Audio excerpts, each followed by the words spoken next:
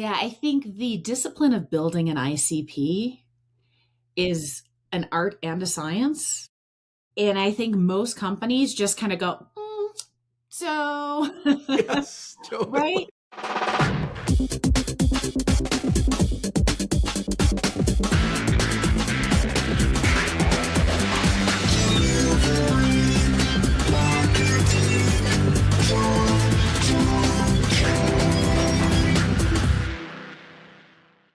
Hey there, and welcome to a brand new episode of Delivering Marketing Joy. I am your host, Kirby Hassman. Joining me today is a brand new rock star. Pumped to dive into the conversation today. She's the author of Account-Based Marketing, How to Target and Engage Companies That Will Grow Your Revenue. Love that. She's a VP of Marketing at Inverto.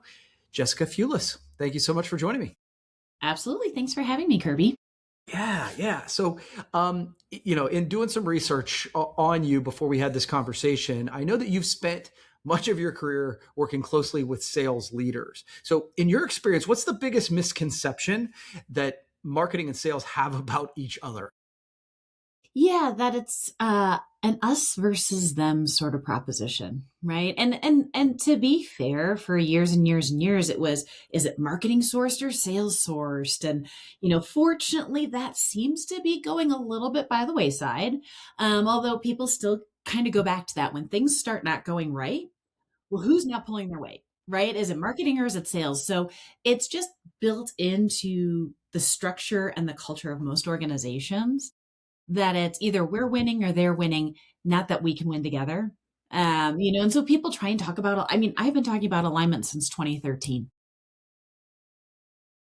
And we're still having this old habits die hard, right? And we also really haven't replaced it with things that have increased that trust and that reliance between the two organizations. I think, now we're seeing that more and more people are doing more and more research online. They're having agents do research, right? So people aren't talking to sales reps until much later in the sales cycle now. So who's having that upfront conversation? That's actually marketing, right? So we really need both sides to say it's an us. It's not a you versus me. It's an us sort of proposition to really be successful. Yeah, and it's what's fascinating to me about this, Jessica, is that I think from the outside, if you're thinking, if you don't work in the sales and marketing world, you'd go, well, yeah, of course those two departments work together. But much to your point, it's like, I think sometimes it's like, well, marketing's getting us crappy leads, and the marketing's saying, hey, I'm getting sales leads, and they're not able to close. And so there is that adversarial relationship sometimes. And the best organizations, you're right, I think, kind of create that together. So account-based marketing, which I love that, but I've kind of seen it used a little bit as a buzzword that means different things to different people. So how do you explain that in plain English to leaders who, they just want results? Yeah. I think account-based marketing, the definition has evolved over the course of, I would say, the early 2000s, mid like 2000s to today. So when ABM first came on the scene, it was one-to-one ABM, and it was one marketer partners with one sales rep, and they build a bespoke go-to-market plan, even though we didn't call it back then, a go-to-market plan for that account. How is marketing going to provide air cover? How is sales going to tackle it? Who are the stakeholders? Deep dive on knowledge on this account. So everything was personalized and bespoke for that one account. That was the OG ABM, right? And then come 2013, when I came to the fore on ABM, that was when technology companies were coming in and saying, hey, we can actually help you do ABM at scale. And so, it was, hey, we've got automations and we can help you personalize, but the personalization wasn't writing a white paper for that account. It was putting company name on the cover page of the white paper, right? Yeah. Now, it served its purpose because it actually got marketers to break the bad habits they had coming off of the automation era, right? When marketing automation came on the scene, it was like, great, we had just come off of like content is king, and now we can email everybody all the time with all the things, right? And now we can increase the number of MQLs By the way, the other side of the equation went down as far as converting those MQLs to actual opportunities.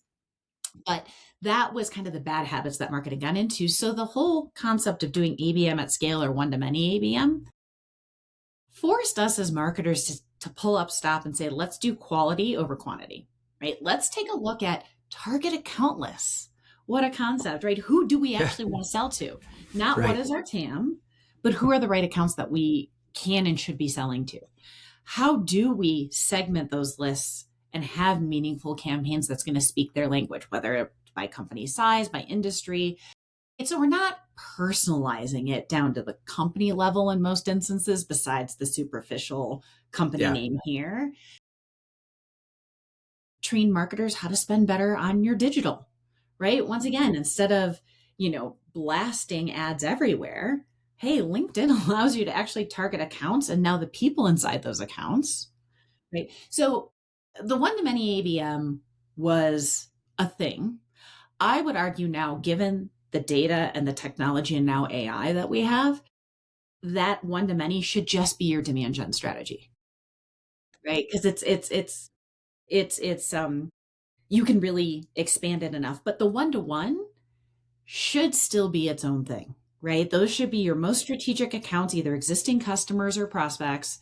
There should just be a handful of them, that you dedicate a lot of resources because they're going to be worth millions and millions to your organization, right? And Yeah. so it's worth that kind of time. But the one to many, I think, really should just become everybody's demand gen strategy. Yeah, I think it's fascinating. I find that when the economy's so good that everything works, that's when I think sometimes we develop these bad habits. And then when it becomes uncertain or it becomes challenging or whatever, it's like, oh, we really need to get like the things that we talk about. It's like, oh, yeah, that's the shit we talked about when I first got in that worked, the long-term strategies that have worked for a long time, but we just obviously have to update them with technology. So I think that's kind of interesting to me. Um, so your book is about targeting and engaging companies that will actually grow revenue. So this is my wheels turning. So what's the biggest mistake that organizations make when they decide who to target? Yeah, I think the discipline of building an ICP is an art and a science. And I think most companies just kind of go, so, Yes, right? totally. You like selling to these companies. We've had some success in this area before. Maybe we should sell more there, right? Now, if you're a startup, you have to go by feel, right? Because you don't have past history, right? But if you're a company that's been around for a number of years, or if you're a Fortune 500, let's be clear, you've got hundreds, if not thousands, of clients. So you've got a lot of data and you can say, okay, which ones succeed with us and which ones don't? And what are the characteristics of those accounts that succeed with us? And maybe we should sell more of those and less of the ones that we think we want to sell, right? Coming to me and saying, we've got a target account list and it's the Fortune 500. My first question is, which of those Fortune 500 is actually going to be successful with you? Well, we've got something that works for all of them. Cool. Right? Like, let's dive a little deeper. And once again, now everybody's got the data, right? And you've got AI analytics tools if you don't have data sciences, because that was always kind of the problem is we don't have data scientists, so we can kind of do surface level data, but now you've got AI that can help you really dig into the data and say, no, no, no. Here's the companies we want to continue to sell to. Here's the ones that are going to grow and expand with us. And here's the ones that are going to be a drainer in our CS team and they're going to churn after a year. So it's not worth the revenue to us. Yeah. It is fascinating, Jessica. This is one of those things that I struggle with. Whether and I love to hear that larger companies are having the same thing because, like, as a coach, when I ask people, I'm like, who's your target customer? Because that's a foundational question I ask everybody, and they're like, oh, everybody's our customer. If everybody's your customer, nobody's your customer. Like it is. I just misery must love company because I'm like so excited to hear that I'm not the only one hearing that. Well, and it's one of those things that, in school, I mean, like go back to college. If you were a marketing major, all you ever heard about was the total addressable market. Startups today get investor funding talking about their total addressable market. But that should never be uttered in B2B marketing ever. There's a total relevant market, right? But there's not a total addressable market because there's companies out there that sure could buy from you, but you don't want to sell to them. And it's really hard to get leadership to walk away and say, yeah, no, you're right. We shouldn't sell those customers anymore. It's really hard. Well, oh, it's preaching the choir, right? I struggle with that. I preach it and I still struggle with it because it's like, Totally. so niching down is difficult. So yeah, I think that's incredibly great advice. Final question for you. So for a company that's interested, they're hearing this and they're like, okay, I'm buying what you're selling, Jessica, but we've never tried account-based marketing. What's the simplest first step they can take without overwhelming their team? Yeah, I mean, like I said, I think if you're talking about one-to-one ABM, it's it's literally find a friendly on the sales team, right? Somebody who likes working with marketing, right? And on the inverse, find a marketer who likes working with sales. Those are two kind of unicorns in the world of sales and marketing, right? I mean, I was a sales rep right out of college, so I had but I knew I was terrible at it. And I knew, but I had, that gave me a very healthy respect for sales, which is Yeah, why I've yeah. been so invested in aligning with sales my whole career. Cause I'm like, I get it. Your job is hard. How can I help? Right. So finding that individual and finding somebody on the sales side who's going to be receptive, who's going to put in the work, right? Find that and start simple. You don't have to go all in and say, oh my God, we're going to put all of our eggs in this basket. We're going to invest $100,000 in this account to close it this year, right?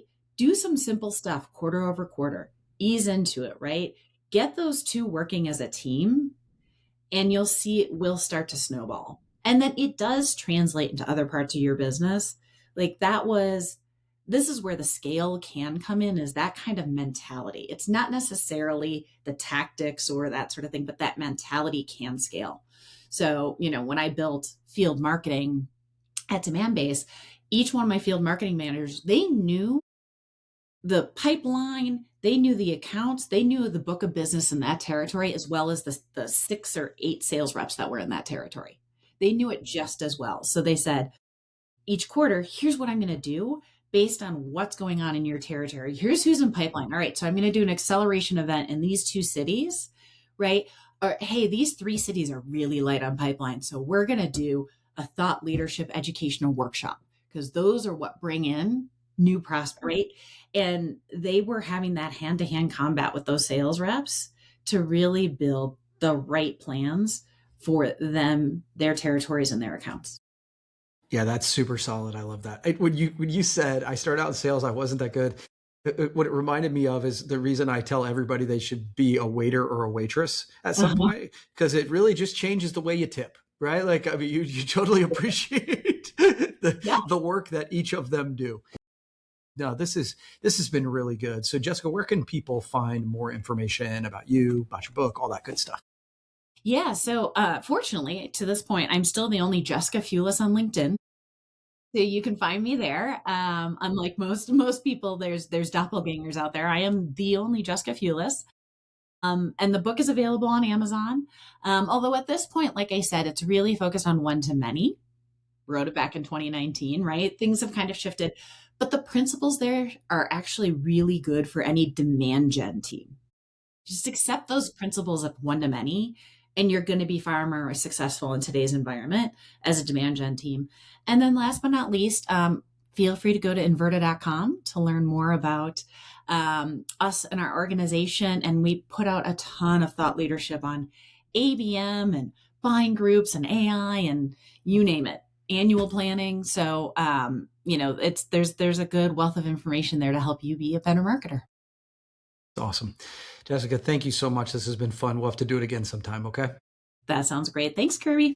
You bet. Well, that's going to wrap up this edition of Delivering Marketing Joy. We'll see you next time.